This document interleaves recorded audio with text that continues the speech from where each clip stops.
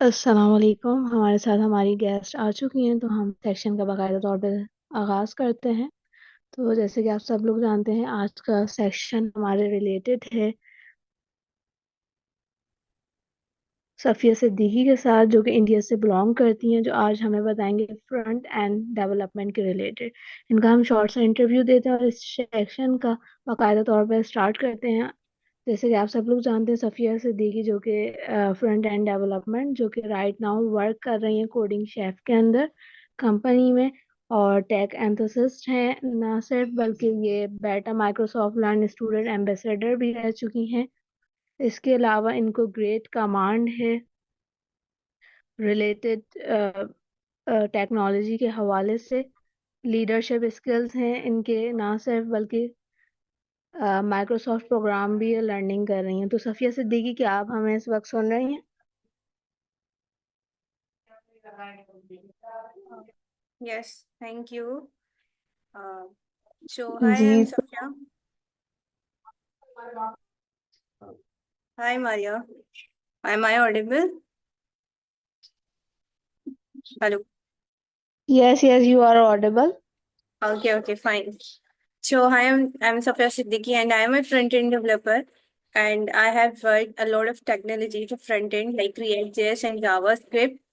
And जो मेरा best and I mean आप बेस्ट पार्ट बोल सकते हो वो रिएक्ट जेएस है that I am expertise in React JS and so बहुत ज़्यादा एक्साइटेड हूँ मैं आज आप लोगों को बताने के लिए कि मतलब as a front end development आप कैसे स्टार्ट कर सकते हो राइट। सो फर्स्ट मेरे टू क्वेश्चन है आप लोगों से क्योंकि यार मेरे को ना पता होना चाहिए कि मेरा जो ऑडियंस है वो किस टाइप का है और वो इस सेशन से क्या एक्सपेक्ट करता है कि मतलब मुझे क्या कि मतलब किस तरीके से बताना चाहिए कि यानी आपके लिए क्योंकि हम लोग यहाँ पे कनेक्ट हुए हैं एक वैल्यूएबल सेशन के लिए ताकि हम लोग अपना जर्नी स्टार्ट कर सकें as a front end development right. So, can anyone explain that what are you expect from this session? बाकी हम लोग सब थिंग कवर करेंगे कि डेवलपमेंट क्या होता है, फ्रंट एंड डेवलपमेंट वो कैसे स्टार्ट कर सकते हैं, क्या क्या चीजें होती हैं, कैसे होगा, everything we will discover in this session right. और अगर आपको क्वेरी होगा तो आप एट द एंड सेशन आप मुझसे पूछ सकते हो। ओके। जी जी, जिनके भी जो भी क्यूरीज वगैरह हैं वो चैट बॉक्स के अंदर भी ड्रॉप कर सकते हैं, और एट द एंड सेक्शन हम पूरा डिस्कस करेंगे इसको। और अभी जो भी आपसे क्वेश्चन आंसर करेंगे सफी, या तो आप वॉइस में आंसर कर सकते हैं, अदरवाइज आप लोग चैट बॉक्स के अंदर भी ड्रॉप कर सकते या कूल। सो फर्स्टली हम लोग स्टार्ट करते हैं कैसे फ्रंट एंड डेवलपमेंट। तो यार देखो फ्रंट एंड डेवलपमेंट जो होता है ना, आप जो वेबसाइट से इंटरेक्शन करते हो बहुत सारी वेबसाइट्स आपने देखी होगी और आप देखते भी हो। हर चीज की वेबसाइट्स होती है। आपका कोई भी बिजनेस हो या फिर आप छोटा कोई भी काम कर रहे हो, आप कोर्सेज कर रहे हो, तो हर चीज की क्या होती है, एक वेबसाइट होती है। वेबसाइट हम लोग क्यों बनाते हैं? क्योंकि हमारा जो मेन मोटिव होता है ना, या तो हम बोल के एक दूसरे को समझा सकते हैं या रिटन फॉर्मेट में हम उसका वेबसाइट क्रिएट कर सकते हैं। अब बात करते हैं वेबसाइट होती क्या है। तो सारी की सारी जो मेन इंफॉर्मेशन होती है ना, वहाँ पे वेबसाइट्स के अंदर हम इंक्लूड कर देते हैं right. One thing is that कि मैं अपना स्क्रीन शेयर करके आप लोगों को ना एक बार दिखाती हूँ कि हम लोग वेबसाइट में कैसे इंटरेक्ट करते हैं, इनफैक्ट हमारी वेबसाइट काम करती कैसे है राइट। तो एक second, I am sharing my screen and fine. Okay, one thing.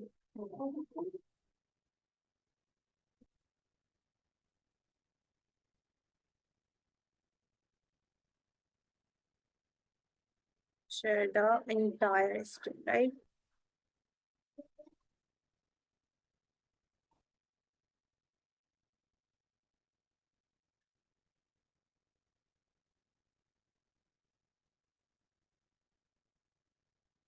My screen is visible now or not?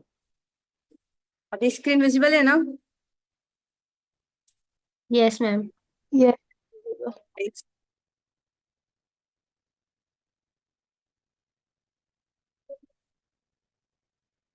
One main announcement भी मुझे ये करनी थी, अगर लिंक हमारा मीटिंग एंड हो जाए तो आप लोगों ने यही सेम लिंक से अगेन ज्वाइन करना है। One thing.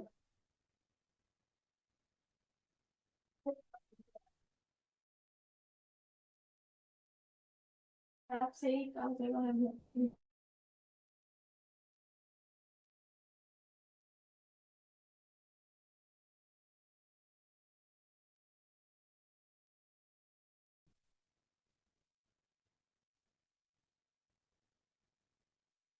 Hello, now is okay.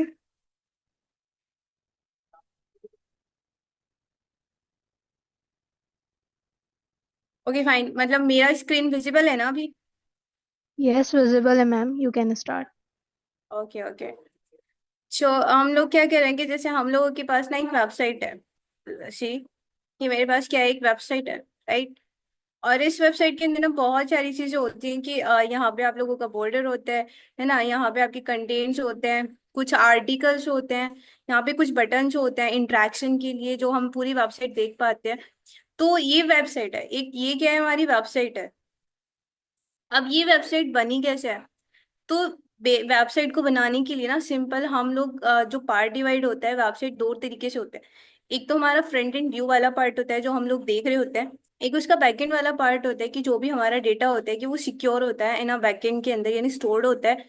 जो भी चीज आप लोग मतलब कहते हैं ना कि फॉर्म फिल किया हुआ है, राइट, वेबसाइट के अंदर वहाँ पे कॉन्टेक्ट इन्फॉर्मेशन के लिए आप लोगों के लिए फॉर्म दिया दिया जाता है। तो आपको जो दिखाई दे रहा होता है वो फ्रंट एंड व्यू पार्ट होता है। और जो आपकी डिटेल फिल होके वहां पे जाती है वो कहाँ जाती है, सर्वर पे जाती है। और वो कहाँ पे होता है, सर्वर में होता है। तो वो वहां पे जाके स्टोर किए होते हैं, वो बैकएंड से स्टोर होते हैं, क्योंकि कनेक्शन कहाँ होता है, उसका बैकएंड से होता है। वो सारी की सारी इन्फॉर्मेशन डेटा हमारा बैकएंड में जाके स्टोर होता है। तो वेबसाइट बेसिकली दो चीजों में डिवाइडेड होती है, एक तो हमारा फ्रंट एंड व्यू वाला पार्ट, ठीक है, एक तो हमारा था फ्रंट एंड व्यू वाला पार्ट। एंड सेकेंड पार्ट जो हम लोगों का होता है वो होता है बैकएंड वाला पार्ट, राइट। अब ये दो पार्ट हो गए, अब बात करते हैं कि मतलब दो पार्ट है, वेबसाइट जो बनती है वो दो पार्ट से बनी है, फ्रंट एंड पार्ट से बनी है एंड बैक एंड पार्ट से बनी है। अब फ्रंट एंड वाला पार्ट है जो हम लोगों को दिखाई दे रहा है, वो किसकी हेल्प से दिखाई दे रहा है? अब उसको दिखाने के लिए हमारे पास बहुत सारी चीज आती है। हमारे पास जो सबसे बेसिक चीज आती है HTML आती है, ठीक। ये कहते हैं बहुत बेसिक लैंग्वेज होते हैं, जो आपको टेक्स्ट दिखाई दे रहा होता है ना, वो इस HTML के कुछ टैग्स होते हैं। उनकी हेल्प से हम लोग क्या कहते हैं, अपनी वेबसाइट में डिस्प्ले कराते हैं, राइट। देन उसके बाद हम जो उसको स्टाइल कर रहे होते हैं वो सारा कहाँ आता है, CSS पार्ट आता है, ठीक है। देन फिर उसके अंदर जो इंटरेक्शन हो रहा होता है कि हम बटन को क्लिक कर रहे हैं, किसी वेबसाइट के अंदर इमेज पे हमने जाके क्लिक किया, देन वो दूसरे पेज पे रिडायरेक्ट हो गया, राइट। कुछ एनिमेशंस हम लोग देख रहे होते हैं, वो सारा क्या होता है, ऑन स्क्रोलिंग में हम सारी चीजें वो कहाँ कर रहे होते हैं कवर, वो सारा हमारा आता है जावा स्क्रिप्ट का पार्ट होता है। बेसिकली इंटरेक्शन वाला पार्ट जो होता है वो जावा स्क्रिप्ट का पार्ट होता है, राइट। ये तीन चीज हमें समझ आ गई, जो हमें दिखाई दे रहे वो HTML में, यानी जो लिखेंगे हम, आई मीन टेक्स्ट जो लिख रहे होंगे वो HTML में आएगा। देन उसके बाद जो CSS होगा, स्टाइलिंग परफॉर्मेंस हम करेंगे तो वो CSS आ जाएगा एंड JS आ जाएगा। अब बात करते हैं, हमने बेसिक बेसिक मोटा सा समझ लिया कि हाँ हमने एक वेबसाइट क्रिएट कर ली, दैट्स कूल। अब ना उसको परफेक्ट तरीके से ना बहुत सारी चीजें मार्केट में आ गई है। अब वो जैसे रिएक्ट का जो क्या होता है, एक लाइब्रेरी है मेरे पास, आ, तो उसका क्या होता है, यहाँ पर हम लोग क्या कर सकते हैं, रिएक्ट एक क्या कहते हैं, हमारा एक फ्रेमवर्क है, राइट। और तो हमारा जो फ्रेमवर्क है, हमारे क्या रिएक्ट के अंदर हम लोग बहुत अच्छे से काम करेंगे ताकि हम इंटरेक्टिविटी और अच्छे तरीके से बना पाए। हमारी जो वेबसाइट का लोडिंग होता है, यानी कोडिंग पार्ट बहुत ज्यादा हो रहा है, तो उसको बार बार रेप्लिकेट ना करें। फिर बहुत सारी फीचर्स होते हैं जो हमें रिएक्ट क्या कहते हैं, प्रोवाइड कराता है। फिर CSS के भी कुछ फ्रेमवर्क्स होते हैं, आपका टेलविंड हो गया, है ना। टेलविंड के बाद आपका सास हो गया, ठीक है। और बहुत सारे फ्रेमवर्क हैं किसके, CSS के, तो हम लोग क्या कर सकते हैं, उसको भी थोड़ा एडवांस लेके जा सकते हैं, राइट। देन फ्रंट एंड में हम लोग एक नोड को भी ले लेते हैं। तो फ्रंट एंड हमारा सिर्फ कितना होता है, HTML हो गया, CSS आना चाहिए, जावास्क्रिप्ट आने चाहिए, देन जावास्क्रिप्ट के फ्रेमवर्क्स होने चाहिए, रिएक्ट हो गया। एंड देन दूसरा होता है आप लोगों का टाइप स्क्रिप्ट जो होता है, वो भी जावास्क्रिप्ट के अंदर ही होता है, मतलब सारा चीज जो होती है वो जावास्क्रिप्ट में ही लिखा होता है, टाइप स्क्रिप्ट में, ठीक है। देन उसके बाद हम लोग नोड ले सकते हैं। नोड के अंदर क्या होगा, हम सर्वर से कनेक्टिविटी करना सीख जाएंगे कि यानी हमने क्या किया, एक पेज बना लिया, अब उसको सर्वर से भी तो कनेक्ट करना है डेटा लाने के लिए। डेटा लाने के लिए और भेजने के लिए सर्वर से कनेक्ट होना चाहिए, तो वहां पे उसके लिए हम नोड यूज करेंगे। तो ये बेसिकली बहुत सारी लैंग्वेजेस हैं जो फ्रंट एंड के अंदर आती है। देन बैक एंड की कुछ अलग है, जहाँ पे हम यूज करेंगे क्या, रिडक्स पार्ट आ जाएगा उसका। रिडक्स फ्रंट एंड में भी आता है। रिडक्स जो आएगा आप लोगों का वो फ्रंट एंड में आएगा, राइट, यानी स्टेट को मैनेजमेंट करने के लिए। देन उसके बाद बैकएंड आएगा, तो बैकएंड में आप लोग मोंगोडीबी यूज कर सकते हो।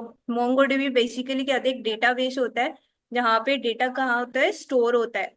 देन उसके बाद हमारे पास एक माया एसक्यूएल होता है, वहां पे भी हम लोग अपने डेटा को सिक्योर कर सकते हैं, स्टोर कर सकते हैं। तो यार बैकएंड की भी बहुत सारी टेक्नोलॉजीज हैं, जो अभी मार्केट में चल रहा है वो मोंगोडीबी चल रहा है, राइट। बट हम बात कहते हैं फ्रंट एंड की, बैकएंड को हम छोड़ देते हैं।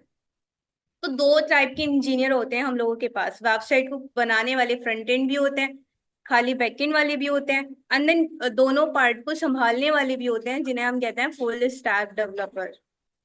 हम उनको फुल स्टैक डेवलपर बोलते हैं, ठीक है। तो बेसिकली हम आज बात करने वाले फ्रंट एंड की, नॉर्मल फ्रंट एंड की। इतना समझ में आ गया, वेबसाइट हम लोगों को दिखाई देती है, फ्रंट एंड पार्ट में जो हम दिखाई देता है, यानी टेक्स्ट दिखाई देता है वो एचटीएमएल में होता है, थोड़ा स्टाइलिंग कर लेते हैं वो सीएसएस हो जाता है। देन इंटरेक्शन जो परफॉर्म हो रहते हैं वो हमारा जावास्क्रिप्ट में होता है, ठीक है। अब एक बार ना एक काम कहते हैं, हम लोग एक वेबसाइट ओपन करते हैं, wikipedia.org, राइट। तो आपको उससे बहुत अच्छे से समझ आ जाएगा, दैट्स अ वेबसाइट, राइट। अभी आप इस वेबसाइट को ना क्या करो, एनालाइज करो। इस वेबसाइट में क्या है, आपके पास कुछ टेक्स्ट है, राइट। कुछ टेक्स्ट कलरफुल है एंड कुछ टेक्स्ट क्या है, सिर्फ ब्लैक एंड व्हाइट है। कुछ यहाँ पे एक इमेजेस लगी हुई है, इमेज लगाई है। यहाँ पे एक इनपुट फील्ड है कि यानी हम कुछ भी लिखेंगे एंड देन हम लोग यहाँ पे क्या कर सकते हैं, उसको सर्च कर सकते हैं इस तरीके से। अब ये जो सर्च वाला चीज है, अब देखो कि मैंने क्या किया, कि यहाँ पे जो पार्ट वाला चीज है, ये जो टेक्स्ट लिखा हुआ है ये मेरा HTML का पार्ट है, मैंने इसको कलरिंग किया हुआ है, ये मेरा CSS का पार्ट है। मैंने यहाँ पे टेक्स्ट टाइप किया एंड देन उसको सर्च कर दिया। जैसे ही मैं इसको क्लिक करती हूँ तो मुझे सर्च पेज पे ले जाएगा, यानी इस चीज से रिलेटेड कुछ भी होगा तो वो मेरे को सर्च करके देगा। तो यहाँ पे क्या हुआ, एक इंटरेक्शन परफॉर्म हुआ, यानी मैं वेबसाइट के साथ इंटरेक्ट कर पा रही हूँ। तो वो सारा चीज कहाँ से हैंडल हो रहा है, वो जावास्क्रिप्ट से हैंडल हो रहा है, ठीक है। तो बेसिकली मुझे समझ आ गया कि वेबसाइट के अंदर ना दो पार्ट होते हैं, एक तो HTML हो गया, उसको स्टाइलिंग करने के लिए CSS आ गई, देन उसके बाद मेरे पास एक जावास्क्रिप्ट आ गया इंटरेक्शन करने के लिए। रिएक्ट का हम यूज इसलिए करते हैं क्योंकि जावास्क्रिप्ट में हम सारी चीजें परफॉर्म नहीं कर सकते, वहां पे बहुत ज्यादा ओवरलोडिंग हो जाएगी। ओवरलोडिंग को करने के लिए हम लोग रिएक्ट लेके आए हैं। रिएक्ट क्या है, बेसिकली वर्क है जहाँ पे बहुत सारी चीजें इजीली परफॉर्म कर सकते हैं, है कि कोड का रेप्लिकेट नहीं करना पड़ेगा। अब आप देखो कि क्या है कि मेनली ना HTML के अंदर यहाँ पे करते हैं कि ये ना कुछ हाँ। टेक्स्ट लिख, अब देख लो कि बहुत सारे टेक्स्ट ना रेप्लिकेट हो रहा है, मतलब डिजाइन सबका सेम है, सेम कलर है, सिर्फ टेक्स्ट चेंज है, राइट।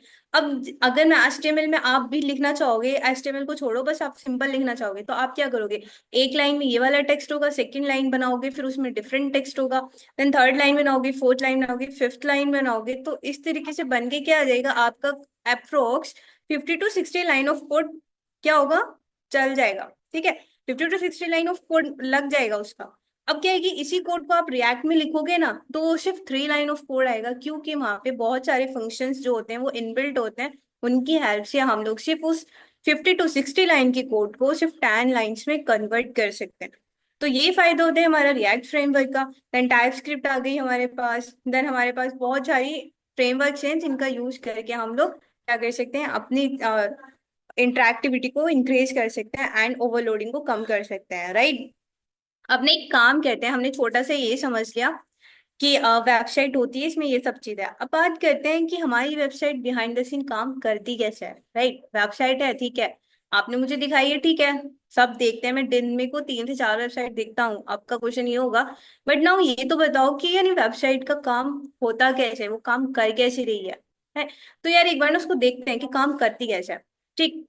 तो ये देखो यहाँ पे क्या है कि वेबसाइट है, मेरा ड्राइंग थोड़ा गंदा हो गया है क्योंकि जिस टाइम मैं समझाती हूँ ना बंदों को तो वो ना थोड़ा ड्राइंग गंदा हो जाता है, तो माइंड मत करना, बस आप ना समझने पे ध्यान देना कि मैं समझा क्या रही हूँ और मतलब कर कैसे रहे।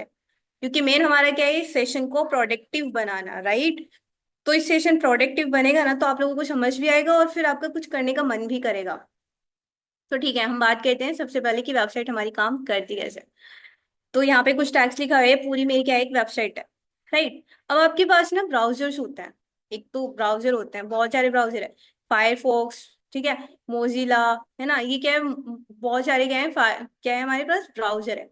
अब ये ब्राउजर क्या कहते हैं, ये लेके आते हैं डेटा को, लेके आते हैं, ये क्या करते हैं, डेटा को लेके आते हैं, डेटा को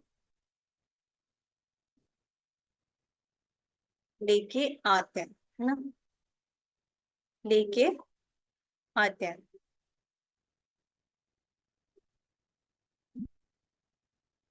ठीक है। मैंने थोड़ा हिंदी में लिख दिया, दैट्स नो प्रॉब्लम। कि ये क्या करेंगे, सर्वर से डेटा को लेके आते हैं। अब ये मेरा कहीं पे क्या है, सर्वर पड़ा हुआ है भाई, मेरा कहीं पे भी क्या है, सर्वर है, ठीक है। तो इस सर्वर से जो इंटरनेट है इस पे, उसको क्या कहते हैं, इस पे सर्वर पे क्या है, एक इंटरनेट है।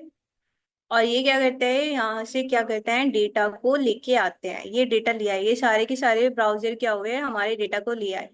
अब विंडो में आप ब्राउजर चलाते हो, एप्पल में आप कुछ और चलाते हो, तो यानी सबके अपने अपने क्या है, ब्राउजर है, सबके पास अपने अपने ब्राउजर है। लेकिन ब्राउजर को ये नहीं पता होता कि वो कहाँ से क्या लेके आएगा, बस उसका काम क्या है, डेटा को लेके आना, कहाँ से, इंटरनेट से। इंटरनेट कहाँ है, सर्वर पे, ठीक। और ये हमारा क्या है, ये हमारे सर्वर भाई साहब हैं, ये बोल रहे हैं कि यहाँ पे मेरे पास एक इंटरनेट है और यहाँ से मेरे को डेटा लेके जाना है, क्योंकि ब्राउजर ने मुझे कहा है। अब ये मेरी वेबसाइट है, यहाँ पे मेरे एक सर्च ऑप्शन है, ठीक है। आप सर्च कर रहे हो, आपने क्या किया, अपनी वेबसाइट गूगल क्रोम पे गए, आपने सर्च किया कि मुझे ना विकिपीडिया की वेबसाइट दे दो, wikipedia.org। आपने क्या किया, wikipedia.org, ठीक है। अब क्या होगा कि आपने सर्च किया, आपने सर्च किया तो वो कहाँ गया, ब्राउजर के पास गया, कहाँ गया वो, BROWSER, राइट। तो वो कहाँ गया, ब्राउजर के पास चला गया। एक सेकेंड, मैं इसको जूम करती हूँ। तो कहाँ चला गया, ब्राउजर के पास चला गया। अब ब्राउजर को ना पता नहीं है कि उसको, उसने बोला कि आप ना क्या सर्च करके ला दूँ, मुझे ला के दे दो डब्लू डब्लू डब्लू,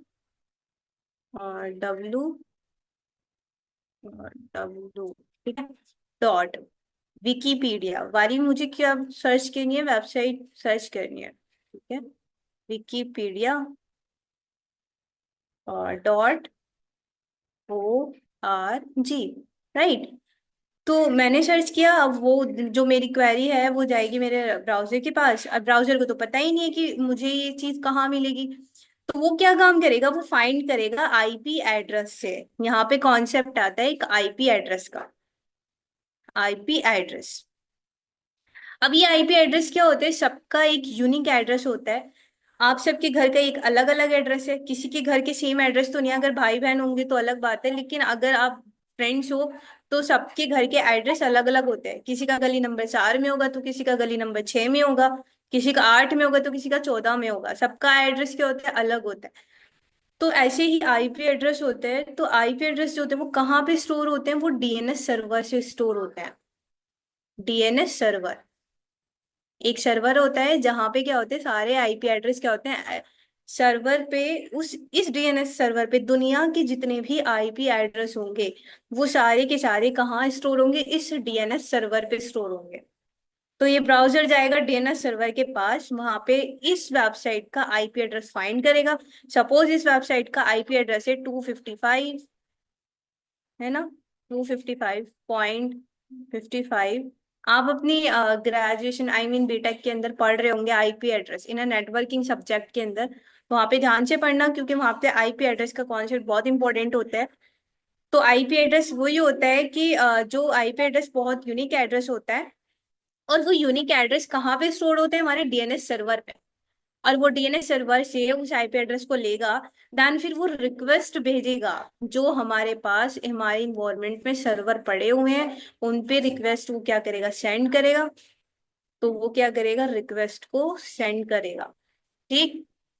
अब रिक्वेस्ट तो सेंड हो गई, अब क्या होगा, ये वाला जो सर्वर है हमारे पास, जो ये मेरा सर्वर है, तो वो क्या करेगा, रेस्पॉन्स देगा मेरे ब्राउजर को, मेरे ब्राउजर को क्या करेगा, रेस्पॉन्स देगा, किसकी फॉर्म में, फाइल्स की फॉर्म में, ठीक है। हर एक वेबसाइट की 3 फाइल्स होती हैं, HTML file, JavaScript file and then CSS file. ये फाइल्स की फॉर्म में 3 फाइल्स होंगी, एचटीएमएल, ठीक है। दूसरी होगी मेरी CSS। ठीक है। तीसरी होगी मेरी जावा स्क्रिप्ट फाइल। इन तीन फाइल की फॉर्मेट में वो मुझे क्या करेगा, डेटा को देगा, मेरे ब्राउजर को बता देगा। देन वो ब्राउजर जो है वो फिर हमारी स्क्रीन पे क्या करेगा, शो करेगा, और हमें क्या हो जाएगा, उस वेबसाइट का पेज ओपन हो जाएगा। ठीक है। वो क्या हो जाएगी, विकिपीडिया की वेबसाइट मुझे क्या हो जाएगी, शो हो जाएगी। इतना क्लियर है ना। एक बार और समझते हैं कि काम करती कैसे है। मेरे पास एक वेबसाइट है, वेबसाइट जाएगी ब्राउजर, वेबसाइट के अंदर मुझे क्या करना है, मुझे सर्च करना है उस वेबसाइट को, मुझे ये वेबसाइट ओपन करनी है, और इस वेबसाइट का मुझे नाम पता है। इसका क्या है, इसका डोमेन है www.wikipedia.org। राइट, इस वेबसाइट का नाम ये है। मैंने क्या किया, अपने गूगल क्रोम में गई, मैंने वहां पर उसको सर्च किया। उस सर्च को करने के बाद वो जो सारा का सारा डेटा है, मैंने ब्राउजर को कहा भाई ये वाली जो चीज है मुझे सर्च करके दे दो। तो ब्राउजर को पता नहीं है, तो अब वो क्या करेगा, वो उस चीज को खुजाएगा। वो कहेगा भाई अब मैं कैसे करूँ, क्योंकि मुझे तो कुछ पता नहीं है। तो वो करेगा, वो आईपी एड्रेस फाइंड करेगा डीएनएस सर्वर से। अब डीएनएस सर्वर सारा का सारा आईपी एड्रेस, जो ये वाला डोमेन नेम है हमारा डोमेन नेम, इस डोमेन नेम का क्या करेगा, वो आईपी एड्रेस मुझे फाइंड करके दे देगा। अब ये आईपी एड्रेस मुझे मिल गया, अब ये एड्रेस जो है वो रिक्वेस्ट करेगा, हमारे सर्वर को जाएगा। फिर सर्वर के अंदर वो आईपी एड्रेस मिल जाएगा। फिर जो हमारा सर्वर है वो रेस्पॉन्स करेगा, किसकी फॉर्म में, फाइल्स की फॉर्म में। फाइल्स कौन कौन सी होंगी, HTML CSS and JavaScript. Right, अब जैसे ही हमें रेस्पॉन्स मिलेगा तो हमारी वेबसाइट क्या हो जाएगी, ओपन हो जाएगी। परफेक्ट। तो इस तरीके से हम लोगों की वेबसाइट क्या होती है, काम कर रही होती है। राइट। अब क्या होती है कि फाइल्स, तीन फाइल्स होती है, HTML file, CSS file and JavaScript. अब आप सोच रहे होंगे यार बहुत देर से ना ये HTML CSS एंड जावास्क्रिप्ट तो कर रही है, इसे actually no AI is very advanced, so there is no chance to web development will be there in it। देखो, आ रही थी यही वेब okay, so डेवलपमेंट वाली की working flow story. that's I think complete, right? Hello. Yes yes. तो मतलब जो working flow था वो ऑलमोस्ट कंप्लीट हो चुका था, या फिर मतलब अभी बीच में रह गया था? जी जी मैम, वर्किंग बिल्कुल फ्लो कंप्लीट क्या। हो गया था, हम क्वेश्चन पे थे एक। ओके, क्वेश्चन क्या था? ओके, तो क्वेश्चन था आपका कि एआई जैसे आ रहा है तो राइट की जो चांस है वेब डेवलपमेंट की वो डेड हो जाएंगे क्या, राइट? जी जी बिल्कुल मैम, यही क्वेश्चन था। ओके। जो देखो, क्या है ना कि जैसे एआई आ रहा है ना, तो देखो ये बिल्कुल गलत है कि जो वेब डेवलपमेंट है वो बिल्कुल खत्म हो जाएगा, खत्म होने वाली चीज तो है ही नहीं।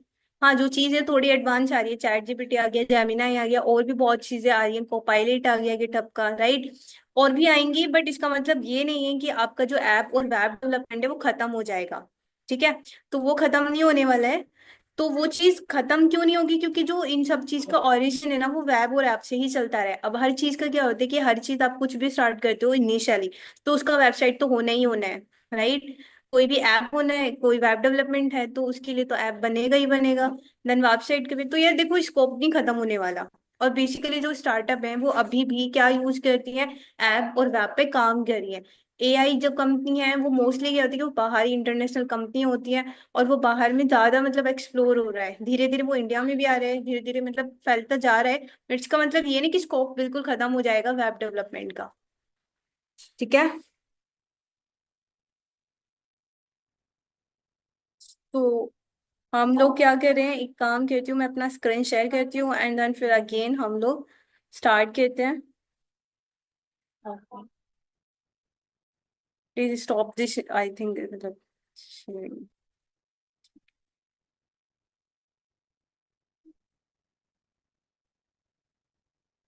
Screen is visible. Yes ma'am, this is visible. Okay. जो अभी तक ना हम लोग ने सीख लिया है कि हमारा वर्क फ्लो क्या होता है वेबसाइट का बिहाइंड द सीन, क्योंकि बेसिकली अगर हम लोगों को ये समझ आ गया तो मजेदारी तभी है आगे कुछ सीखने का, कि हाँ अब मतलब जो होता है ना कि एक इंटरेस्ट बना है। तो वो चीज बात की है कि मतलब वो चीज में क्या, कहाँ से कैसे होगा, कैसे हम लोग लिखेंगे, क्या कैसे स्टाइल होगा, क्या होगा, वो बात चीजें बात की हैं। पहले हमें वर्क फ्लो समझ आना चाहिए कि हमारी वेबसाइट असल में काम कर रही कैसे होती है। तो इसीलिए कि क्या होता है कि जो हमारे ब्राउजर्स होते हैं उनमें मेनली क्या होता है, उन्हें पता नहीं होता, तो इसलिए वो आईपी एड्रेस क्या करते हैं, सर्च करते हैं हमारे सर्वर से, डीएनएस सर्वर से। फिर जैसे उनको आईपी एड्रेस मिल जाता है तो वो फिर सर्वर के पास जाते हैं, एंड वो फिर सर्वर से क्या होते हैं, रेस्पॉन्स कर रहे होते हैं हमें। और वो किस फॉर्म में रेस्पॉन्स करते हैं, फाइल्स की फॉर्म में करते हैं, HTML, जावास्क्रिप्ट एंड CSS। आप कभी भी देखते ना कि आप जब भी डोमेन खरीदते हो ना अपनी वेबसाइट के लिए, और होस्टिंगर पे आप लोग उसको क्या कहते हो, डेप्लॉय करते हो, तो वहां पे 3 फाइल मेन होती है, जहाँ पे इंडेक्स फाइल जो हमारी HTML की फाइल होती है वो सबसे ज्यादा मेन होती है, क्योंकि HTML की फाइल ही हमारी दोनों फाइल कंटेन कर रही होती है, CSS की एंड जावास्क्रिप्ट की, राइट। तो अभी मेरा ना एक क्वेश्चन है आप लोगों से कि आपने कभी वेब पेज बनाया है या फिर कभी मतलब उस पर काम किया है वेब पेज पे, कि आप बिल्कुल बिल्कुल आप बिल्कुल बेसिक हो कि नहीं पता है, बिल्कुल नहीं पता है कि HTML या CSS कैसे काम करती है, राइट। तो anyone can give me answer. Hello, am I audible? Yes, ma'am, you are audible. You can check the chat box. Okay, one thing is that इसमें there is an issue in that कि इसको ना screen को पूरा वो करना पड़ता है। Yes, many people saying I have. Okay okay, कोई बात नहीं, 2 मिनट में ऐसे बंद हो जाएगी वेब, बट जो आइडियाज ह्यूमन माइंड में होते हैं वो ऐसे AI से तो नहीं बन सकते।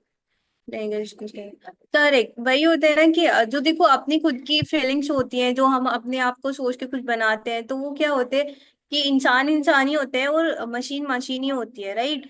तो इस बात का बेफिक्र हो कि आपकी मतलब AI आ जाएगा तो हमारा जॉब लेस हो जाएगा, या फिर हम घर बैठ जाएंगे, हमने वेब सीख लिया, AI नहीं सीखा, तो ये तो देखो गलत है कि आप इस वजह से सोच के आप वो कर रहे हो, राइट। ऐसा नहीं है, आप स्टार्ट करो, और रही बात ये कि AI आ रही तो आने दो भाई, उसको आप एक्सप्लोर करो, आप वेब के अंदर ही AI को घुसा दो ना, उसको एम्बेड कर लो, राइट, तो आपका वो AI से ही तो बन जाएगा। तो वो चीज है, राइट। अब बात करते हैं कि हमारा जो होता है ना, एक छोटा सा प्रोजेक्ट हम लोग क्रिएट करते हैं। छोटे से इंट्रोडक्शन में दूंगी कि मतलब हम लोग HTML के अंदर कैसे काम कर सकते हैं, राइट। तो फर्स्टली ना यहाँ पे जो HTML की फाइल्स बनती हैं, तो जैसे सपोज करो कि आज हमारा सेशन है, तो मैंने एक सेशन डॉट HTML की मैंने यहाँ पे फाइल बनाई, राइट।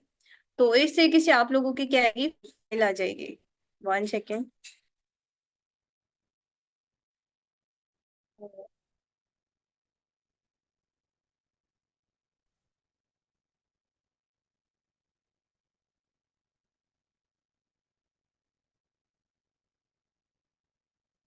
ठीक है, तो यहाँ पे क्या होता है, VS कोड अगर आप यूज करोगे तो यहाँ पे ना एक एक्सटेंशन होता है, इस तरीके से एक्सक्लेमेशन मार्क करो, एंटर करो, एंड पूरा का पूरा बॉयलर प्लेट आ गया, राइट।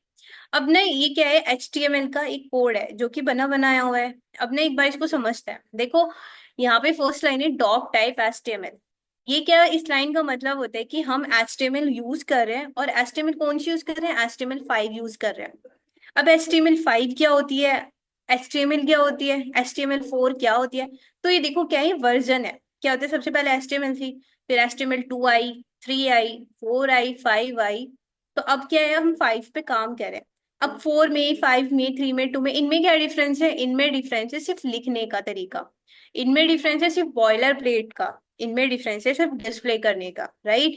तो अभी फर्स्ट लाइन का मतलब है डॉक टाइप HTML, यानी हम HTML5 यूज कर रहे हैं। अगर आपको किसी ने बॉयलर प्लेट दी तो आप इसलिए इसको देख के बता सकते हो कि मैं HTML5 यूज कर रहा हूँ, राइट। सेकेंड लाइन का मतलब है कि इस HTML की लैंग्वेज जो है वो इंग्लिश लैंग्वेज है, EN का मतलब है इंग्लिश, यानी इस HTML में जो हम लैंग्वेज यूज कर रहे हैं वो क्या है, इंग्लिश यूज कर रहे हैं, राइट। फिर यहाँ पे 2 टैग आते हैं, एक हेड टैग, यानी ये जो बंद हो रहा है पहले खुल रहा है, देन फिर उसके बाद बंद हो रहा है, देन उसके बाद आता है फिर एक बॉडी टैग, राइट। और फिर इस पूरे HTML को यहाँ पे बंद किया हुआ है। जो स्लैश लिख के हम लोग लिख रहे हैं ना, तो इसका मतलब है कि बन यहाँ पे चीज खत्म हो गई, समाप्त हो गई, राइट। अब हेड एंड बॉडी की बात करते हैं, जो वेबसाइट का मेन कंटेंट होता है, यानी हमारी वेबसाइट के अंदर सपोज करो मैंने हेलो लिखा, hello I am Safia Siddiqui, right. तो मैंने ये लिखा, और इस वेबसाइट का जो मेन कंटेंट पार्ट है, यानी जो मेरी वेबसाइट में सारे के सारे क्या है उसके ऑप्शन, तो हम लोग इसका व्यू पेज सोर्स देख सकते हैं, राइट। आप देख सकते हो इसके, ये जो कोडिंग लिखी हुई है ना इस वेबसाइट की, इस वेबसाइट की कोडिंग क्या है, इस वेबसाइट की कोडिंग ये है, लाइक यहाँ पे उसने क्या किया, वो डॉक टाइप लिखा है, यानी HTML5 में बनी हुई है ये वेबसाइट। देन उसके अंदर मेटा टेक्स्ट, इसके देखो इसके मेटा टेक्स्ट में केयर सेट उसने UTF-8 है। देन उसके बाद यहाँ पे इसका जो मेटा है उसमें नेम डिस्क्रिप्शन डाला हुआ है, एंड कंटेंट क्या डाला हुआ है, ये डाला हुआ है। ठीक, कंटेंट। अब अपने इसको ध्यान से पढ़ना कि ये जो मेटा डाला हुआ है कंटेंट में, Wikipedia free online encyclopedia created edited volunteers, right, ये पढ़ लिया आपने। अब ये वाली चीजें देखो कि सारी मेटा टेक्स्ट के अंदर ये सारी चीजें लिखी हुई है। अब मैं इसकी वेबसाइट खोलती हूँ तो यहाँ पे कभी यहाँ पे आपको लाइन दिखाई दे रही है? वो नहीं दिखाई देगी। क्यों? क्योंकि वो ना यूजर से उसका कोई मतलब लेना देना है ही नहीं, उसका क्या है, हमारे ब्राउजर से लेना देना है। ठीक है, अब मैं आपको ये दिखाती हूँ, बैक जाते हैं।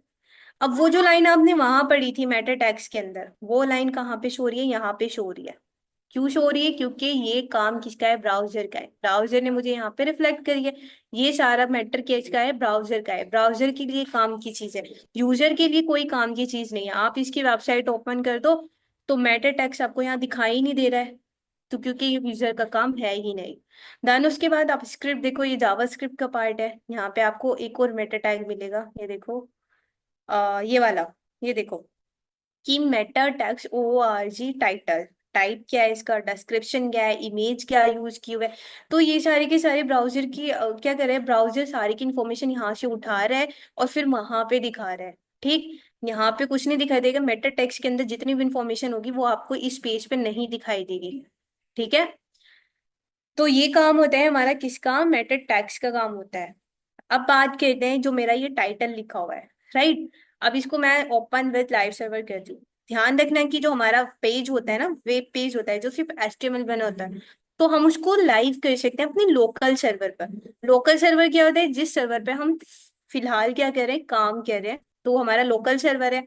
जब मैं इसको डिप्लॉय कर दूंगी दूसरे सर्वर पर तो वो मेरी पूरी दुनिया देख सकती है। और अभी मैं इसको लाइव करूंगी तो सिर्फ मैं इसको मैं देख सकती हूँ, और मैंने स्क्रीन शेयर किया हुआ है तो आप देख सकते हो। बाकी अगर ये लिंक मैं आपको सेंड करूंगी तो आप नहीं देख सकते, राइट। तो इसलिए क्या होगा कि लोकल सर्वर का ये होगा कि लोकल सर्वर पे हम लोग अपनी चीज देख सकते हैं। ये देखो, मैंने अपने नाम की स्पेलिंग ही गलत लिख दी,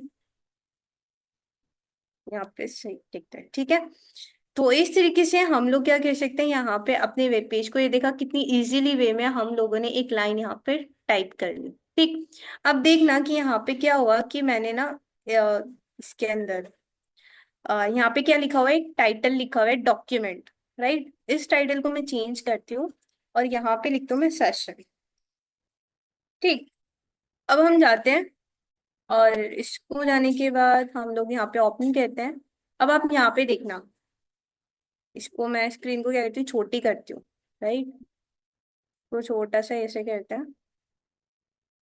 तो यहाँ पे आप लोगों को शायद दिखाई दे रहा होगा मुझे ना, मतलब ये इस तरीके से यहाँ पे ना आप लोगों को सेशन एस बना हुआ है ना, ये देखो क्या दिख रहा है, सेशन। तो टाइटल क्या होती है कि जो हमारा विंडो के अंदर ये जो चीजें लिखी होती है, ये जो लिखा हुआ है ना व्यू, राइट, ये मेरा क्या है, टाइटल है। ये मेरा क्या है, टाइटल है। ये व्यू व्यू जो लिखा हुआ है ना, ये टाइटल है। ये देखो मेटा टेक्स्ट के अंदर यहाँ पे ना कहीं इसने दिया भी होगा। ये देखो टाइटल के अंदर उसने क्या डाला, विकीपीडिया द फ्री एनसाइक्लोपीडिया। ये देखो यहाँ पे दिख रहा है ना, Wikipedia the free encyclopedia. Meta text के अंदर बहुत सारी चीजें भी होती हैं जो हमारे ब्राउजर के काम आती है, बट टाइटल का काम क्या होता है, जो हमारे टाइटल हमारे ब्राउजर के ऊपर यहाँ पर दिख रहा होता है। ठीक है, यहाँ पे जो दिख रहा होता है ये क्या होता है, हमारा टाइटल होता है। सेशन मैं हम इसको चेंज कर सकते हैं, ये चेंजेबल होता है।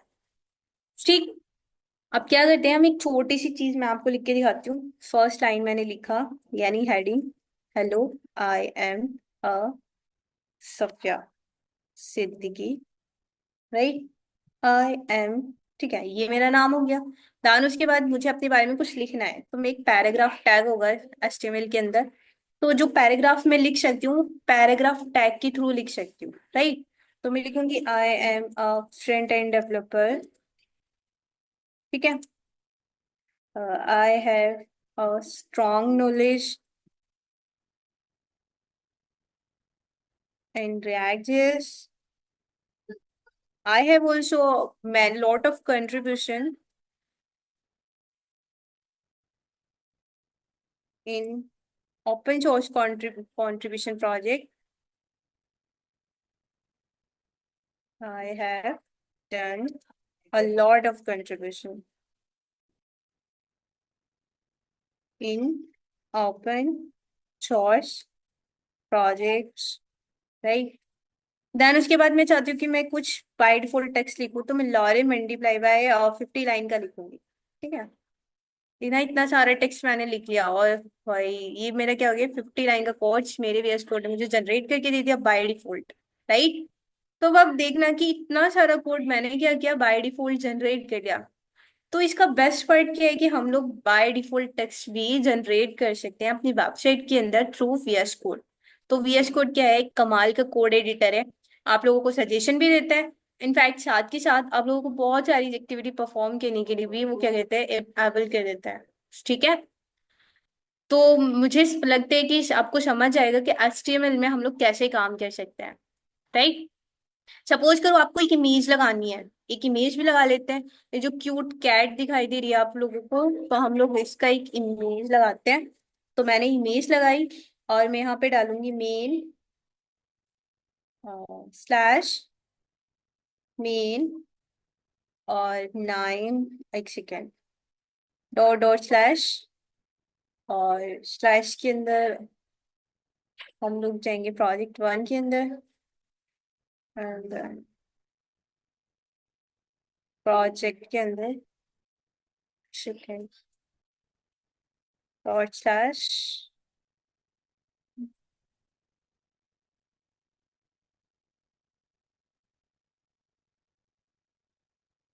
ठीक है, और मेन 9। राइट। तो मैंने 5 दिया इसका, और यहाँ पे एक क्यूट कैट का इमेज क्या हो गया, मुझे दिखाई दे गया। दिख रहा है ना। तो इस तरीके से मैं बहुत सारी इमेज लगा सकती हूँ। आप क्या काम करो, इस इमेज को ना बहुत बार कॉपी कर दो, तो आपको बहुत सारी कैट मिल जाएंगे। ये देखो, आप अपना इमेज भी चेंज कर सकते हो। मेरे को कितनी सारी कैट्स आ गई हैं। भाई एक और लगा लेते हैं, एक और की जगह है, वो नीचे आ जाएगी। 5 आ गई है। चलो भाई, इनके ना हम चेंज कर देते हैं। एक काम कहते हैं हम 10, 1, 2 एंड 6। राइट। हमने इमेजेस ना, देखो कितनी सारी इमेजेस मैंने क्या किया, लगा दिया। तो इस तरीके से हम इमेज लगा सकते हैं, आप ऑडियो लगा सकते हो, वीडियो लगा सकते हो, इनको स्टाइल भी कर सकते हो। स्टाइल करने का तरीका होता है यहाँ पे CSS। अगर आपको स्टाइल करनी है, आप चाहते हो उसको स्टाइल करना चाहते हो, आप हेड के अंदर आओ और यहाँ पे एक स्टाइल टैग लगाओ। और आप चाहते हो कि जो आपका H1 है ना, वो क्या हो जाए, उसका कलर ना रेड कर दो आप। राइट। और जो आपका पैराग्राफ है, उसका कलर आप ग्रीन कर दो। ठीक है। तो अब देखना, जो पैराग्राफ ग्रीन कलर का हो गया, और जो आपका ये था कलर, वो क्या हो गया, रेड कलर का हो गया। अब करना ये कि आप सोच रहे हो कि हम क्या कहते हैं, बॉडी के अंदर आते हैं। राइट। बॉडी के अंदर आते हैं, उसका जो कलर होगा बॉडी के अंदर, कलर क्या हो जाए, व्हाइट हो जाए। और बैकग्राउंड कलर उसका थोड़ा सा ना, मैं क्या कर दूंगी, ब्लैक कर दूंगी। राइट। और उसको ना थोड़ा सा स्पेसिंग देते हैं, क्योंकि चिपक रहा है था थोड़ा सा। तो हम लोग क्या कहते हैं, 2 रैम का हम उसको पैडिंग देते हैं, एंड देन मार्जिन देते हैं 2 रैम का। राइट। तो भी अब देखना कि सीन क्या हो रहा होगा। ये देखो, ओ भाई। अब आप ना एक क्वेश्चन सोच रहे होंगे कि मैंने कलर यहाँ पे व्हाइट दिया, लेकिन यहाँ पे रेड एंड ग्रीन रिफ्लेक्ट हो रहा है। तो यार मैं आपको बता दूं कि जो हमारी फेसेस होती है ना, वो कास्केडिंग वे में काम करती है। राइट। अगर आपने पहले कलर दे दिया है ना, तो वो रिफ्लेक्ट नहीं होगा। वो बाकी चीजों में रिफ्लेक्ट हो सकता है। अगर सपोज करो मेरे पास क्या होता है, यहाँ पे एक और H3 होती। राइट। यहाँ पे होता थैंक्स टू ऑल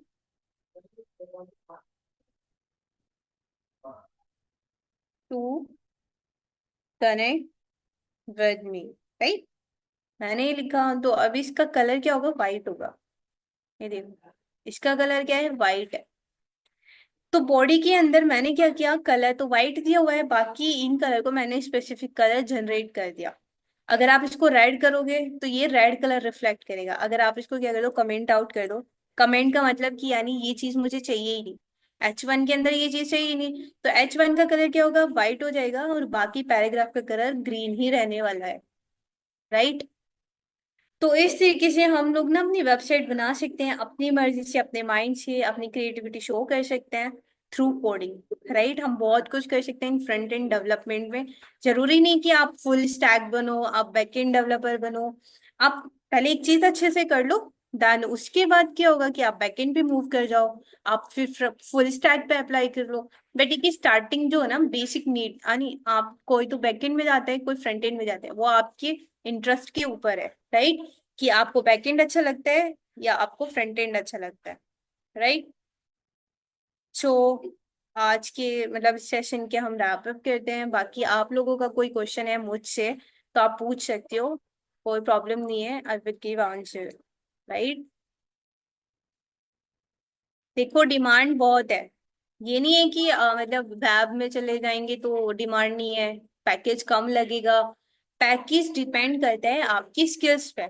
अगर आप फ्रेशर हो, ठीक, अगर आप फ्रेशर हो और स्किल्स आपको बहुत ज्यादा आती है, आपको एडवांस लेवल की आती है, यानी सीनियर लेवल की आपको स्किल्स आती है, तो आपको पैकेज सीनियर लेवल का ही मिलेगा। आपको जज नहीं किया जाएगा कि आप फ्रेशर हो, बट आपकी स्किल्स हो सकते हैं कि वो 3 से 4 मंथ तक आपको फ्रेशर वाला सैलरी मिले। लेकिन अगर जैसे आप लोग उसको बहुत अच्छे से करते हो, है ना, अच्छे अच्छे से प्रैक्टिस करते हो, तो क्या उसका नाम वो अच्छे से हो जाएगा, आपका पैकेज बढ़ जाएगा। What will the scope front end developer in the next 10 year? तो यार देखो, 10 ईयर में क्या स्कोप रहने वाला है ये तो नहीं पता। फ्यूचर में क्या आने वाला है, कि बाढ़ आएगी कि तूफान आएगा, ये तो नहीं पता होता ना, हमें खुद नहीं पता है, ठीक। बट ये कि करंटली काम चल रहे हैं, आप लोग उसको सीखो, उसको एक्सप्लोर करो। जहाँ जैसे जैसे बहुत बड़े बड़े डेवलपर्स हैं, फ्रंट एंड डेवलपर है, बैकएंड भी है, वेब डेवलपर भी हैं, तो वो अपने आप को एक्सप्लोर कर रहे हैं, अच्छा अच्छा पैकेज की जॉब ले रहे हैं। और तो ऐसा नहीं है कि स्कोप खत्म होने वाला है। As a fresh graduate, what is the best technology to switch to, such as front end or back end? How can we crack interviews? Crack interviews के लिए देखो, it's a main and best question है कि interview crack करने के लिए। सही बात है कि अगर आपने सीख लिया, सीखना अलग बात होती है, प्रैक्टिस करना अलग बात होती है। आपने सीख लिया, लेकिन बेस्ट पार्ट होता है कि आप प्रैक्टिस करो। आप प्रैक्टिस करोगे तो इंटरव्यू में बैठने से पहले, सबसे पहले आप लोग इंटरव्यू क्वेश्चन को एक बार रिमाइंड करो। क्योंकि किसी भी इंटरव्यू को क्रैक करने का मतलब होता है कि आपको बेसिक नॉलेज तो बिल्कुल आपका बूस्टअप हो, आपकी उसमें कमांड होनी चाहिए। अगर आपको इसकी कमांड नहीं है आपके बेसिक से, क्योंकि एज अ फ्रेशर ग्रेजुएट के बाद बिल्कुल आपके बेसिक का ही नॉलेज लिया जाता है। जैसे कि आपके पास ग्रेजुएशन में सब्जेक्ट्स होते हैं नेटवर्किंग, आपके पास C++ होता है, उसमें ऊप्स आते हैं, उनको अच्छे से आपको रीड आउट करनी है कि ऊप्स कैसे काम करते हैं, फंक्शंस कैसे काम करते हैं, बेसिक हमारा जो प्रोग्रामिंग है वो कैसे काम करता है, हमारा डेटा स्ट्रक्चर जो है वो कैसे चलता है, कौन कौन से एरे क्या काम करता है, स्ट्रिंग कैसे हम लोग डिफाइन कर सकते हैं, राइट। देन उसके बाद हम लोगों का जो फोकस किया जाता है थोड़ा सा, हमारा HTTPS कोड के ऊपर दिया जाता है। आप नेटवर्किंग सब्जेक्ट को अच्छे से पढ़ना, क्योंकि जो कोड होते हैं हमारे, HTTP कोड्स जो होते हैं, वो बहुत अच्छा रोल प्ले कर रहे होते हैं हमारे इंटरव्यू में। कि यार ये बहुत बेसिक चीजों में आता है, राइट। अगर आप सर्विस बेस्ड कंपनी को टारगेट कर रहे हो, तो वहां पे आप लोगों को ना क्या किया जाएगा, मशीन कोडिंग राउंड होता है, कि यानी आपसे ना एक छोटा सा मॉड्यूल्स बनवा के देख लिया जाता है, राइट।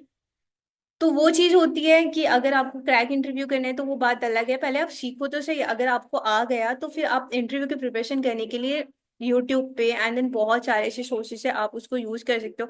इनफैक्ट मैंने अपने इंस्टाग्राम पे रोजाना मैं मतलब न्यू न्यू चीज ऐसे डालती हूँ कि जो आपको इंटरव्यू में क्रैक करने के लिए हेल्प करेगी। मशीन कोडिंग राउंड हो गए, या मैंने चीट शीट भी शेयर किया हुआ है, गिट की चीट शीट। अगर आप बेसिक हो, बिल्कुल आपको पता नहीं है कि गिट को यूज कैसे करना है, तो ओपन सोर्स कंट्रीब्यूशन नहीं कर पाओगे। और ओपन सोर्स कंट्रीब्यूशन जिस बंदे ने किया हुआ है तो एक वैल्यूबल इम्पैक्ट डालता है वो हमारे इंटरव्यू में, राइट।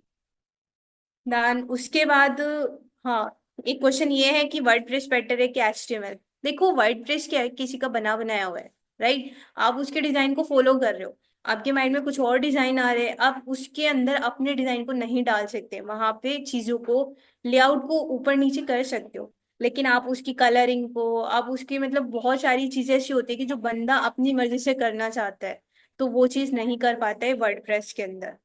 बाकी है कि जो स्कोप है वर्डप्रेस में, इंसान क्या होते हैं कि भाई एक दिन का मुझे काम करना है, एक दिन की वेबसाइट बनानी, तो आप वर्डप्रेस यूज कर सकते हो। बट अगर आपको कोडिंग आती है तो इससे बेस्ट क्या है कि आप अपनी मर्जी से कुछ भी बना सकते हो। आप वेबसाइट ही नहीं, आप उसमें गेम भी डेवलपमेंट कर सकते हो, आप बहुत अच्छी अच्छी चीजें बना सकते हो। अपनी वेबसाइट, अपनी क्या कहते हैं कि ये जो आपका चैट जीपीटी है, इसका इंटरफेस बना सकते हो, जेमिनाई इंट्रोड्यूस करा सकते हो, वर्डप्रेस से थोड़ी करा सकते हो ये चीजें। अगर आपको कोडिंग आती है तो आप तो बहुत चीजें कर सकते हो। How do you see the role of front-end development evolving the rise of AI-driven tools, automated code generation and design assistant? देखो, जो AI टूल्स है ना वो बहुत ज्यादा हमारे लिए यूजफुल है। क्या होता है कि अभी मुझे कोई कोड समझ नहीं आ रहा होता है, उस कोड को अगर मैं चैट जीपीटी पे डालती हूँ तो चैट जीपीटी में ना कई बार गलत चीजें देता है। राइट, वो दिमाग घुमा देता है कि वो जो चीज हम पूछ रहे थे वो चीज नहीं देता। तो उसको अच्छे से ट्रेन करना पड़ता है, भाई मैं ये नहीं ये बोल रहा हूँ, इसको ठीक से करके दो। जब जाके बहुत देर में उसकी आवाज समझ में आती है, ठीक है ये बंदे को ये चीज चाहिए। अगर आप उसे किसी की भी एक पिक्चर्स क्या कहते हैं जनरेट कराने का बोलोगे तो क्या करेगा, वो बहुत डल सी पिक्चर देगा। अगर आपने उसका प्रॉम्प्ट अच्छे से नहीं लिखा तो डल पिक्चर देगा, अगर आपने उसका प्रॉम्प्ट अच्छे से लिखा तो वो आप लोगों को क्या देगा, एक अच्छा पिक्चर देगा। देन उसके बाद क्या होता है कि ऑटोमेटेड कोड जनरेशन वो करके देगा। वो आपके ऊपर डिपेंड है कि आप किस टाइप को उसको प्रॉम्प्ट करके देते हो। अगर आपने उसको सही कोड प्रॉम्प्ट करने के लिए बोला, प्रॉम्प्ट उसका सही लिखा तो आपको सही कोड जनरेट करके दे देगा, अगर नहीं लिखा तो नहीं देगा। चैट जीपीटी एंड जेमिनाई को यूज करना कोई आसान ट्रिक नहीं है।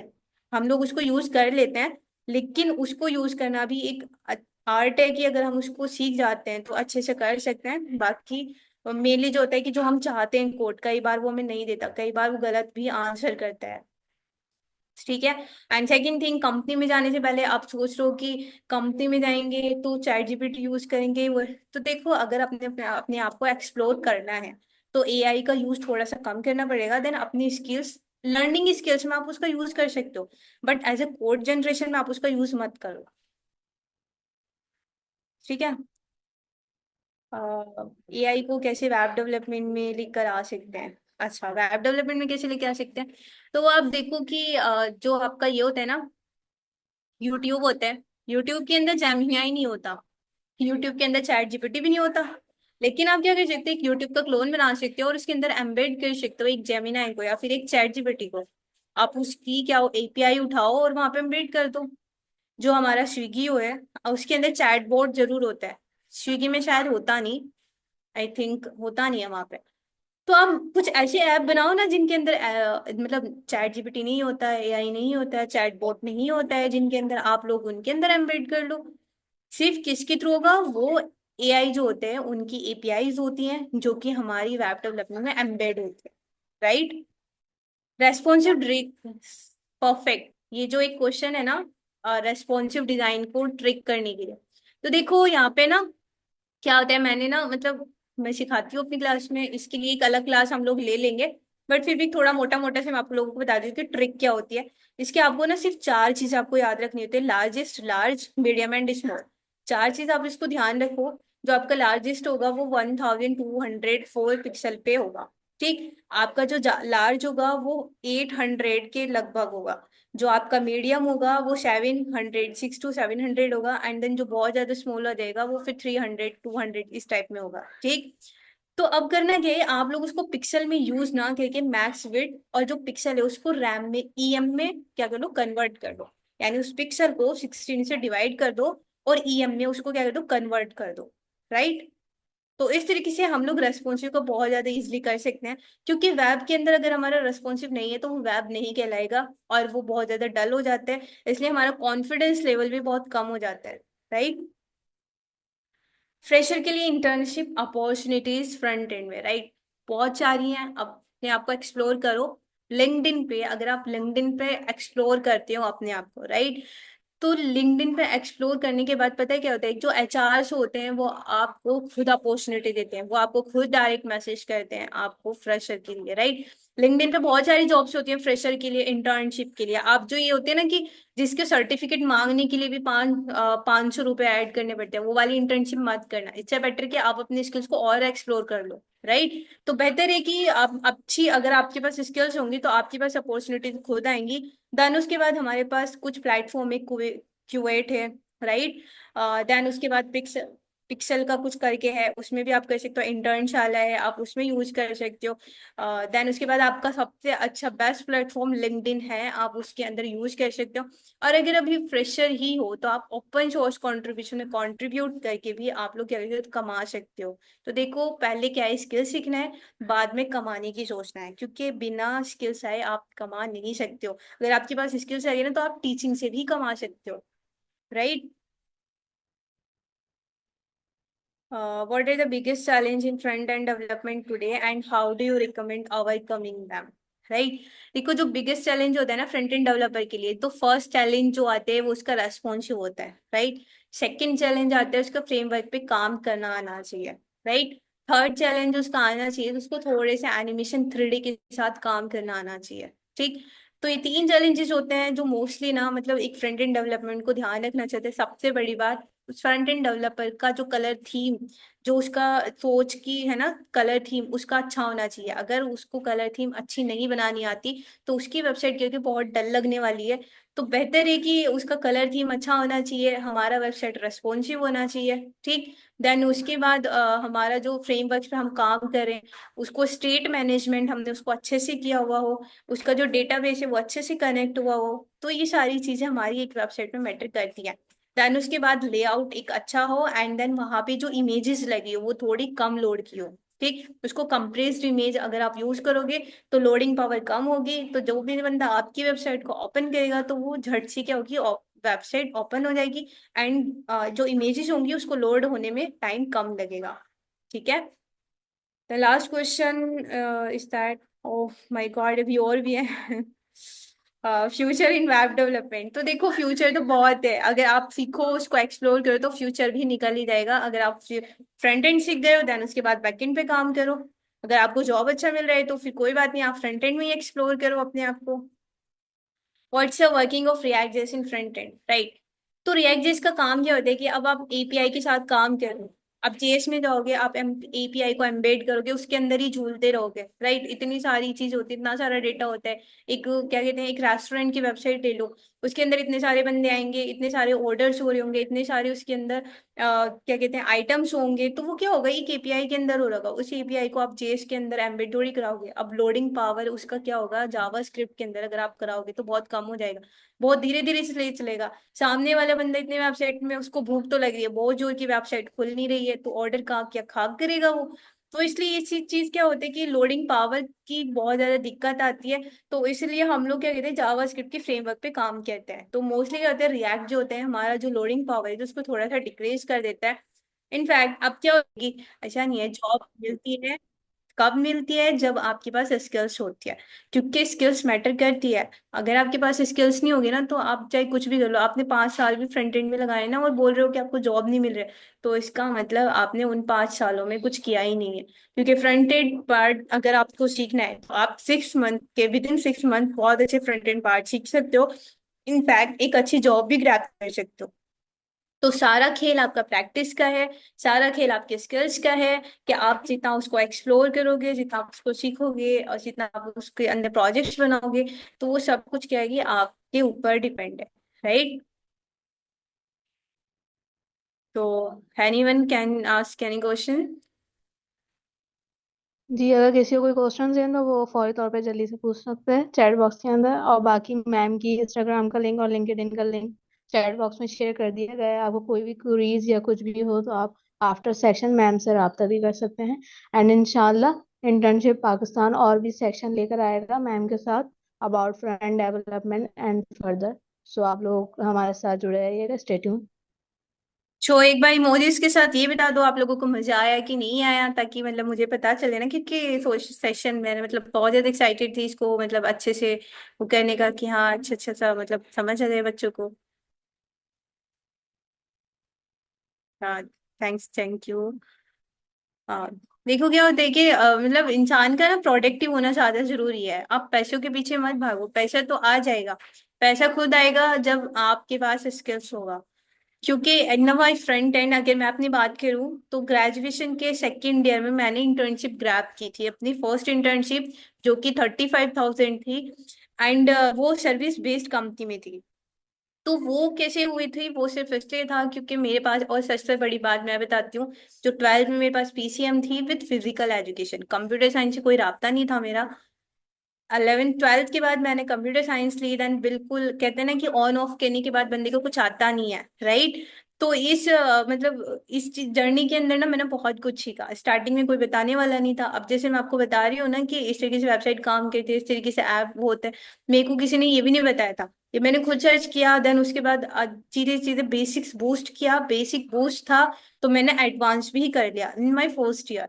फर्स्ट ईयर में मैं बता सकती हूँ कि फर्स्ट ईयर में बच्चे को ना ये नहीं होता है कि वो कुछ आगे इस टेक्नोलॉजी में जाए, वो सिर्फ कहते हैं किताबों में ध्यान देता है। तो आप देखना कि अगर आप फर्स्ट ईयर के हो, सेकंड ईयर को, थर्ड ईयर की, फोर्थ ईयर को, जैसे भी आप स्टूडेंट हो, आपको ना मोस्टली कहाँ पे फोकस करना है, अपनी टेक्नोलॉजीज पे करना है। देखो एकेडमिक पार्ट ठीक है, मार्क्स लेके आना, दैट्स फाइन। रिसेंटली मैंने ग्रेजुएशन किया हुआ है, तो अभी ग्रेजुएशन में मेरा 89.5% बना था, और सिर्फ मैं जो पढ़ती थी एग्जाम से 1 डे बिफोर पढ़ती थी। क्यों? क्योंकि मेरा सारा जो फोकस होता था टेक्नोलॉजीज पे होता था, और इसीलिए हम लोग माशाल्लाह से, मतलब मैं उसको एक्सप्लोर कर सकती हूँ अच्छे से, बता भी सकती हूँ। अभी रिसेंटली मैं सच बात बताऊं, पाकिस्तान की 4 बंदे हैं जो कि सर्विस प्रोडक्ट बेस्ड कंपनी में काम करते हैं, और मैंने रिसेंटली ना उनको रिडक्स समझाया कि रिडक्स कैसे काम करता है, state management. And he was shocked that कि मैंने रिसेंटली ग्रेजुएशन किया हुआ है, रिसेंटली मैं एक कंपनी में काम कर रही हूँ। क्योंकि मेरा क्या है कि मैंने अभी अभी अगस्त 2024 में अपनी ग्रेजुएशन कंप्लीट किया विद 89.5% से। ज़्यादा एज नहीं है मेरी, और सिर्फ इतना है कि अब वो है कि स्किल्स है मेरे पास, तो इसलिए मैं औरों को भी समझा सकती हूँ। एंड वो बहुत ज़्यादा शॉक्ड थे कि, और उनको मैं बताती हूँ सच में, 4 साल का एक्सपीरियंस था, 4 साल का, ठीक है। तो 4 साल का एक्सपीरियंस होने के बाद भी वो मुझसे सीख रहे थे, तो ये मेरे लिए ना बहुत बड़ी बात थी कि हमें एक अच्छी, मतलब उस पर बता सकती हूँ, उनको समझा सकती हूँ, ठीक है।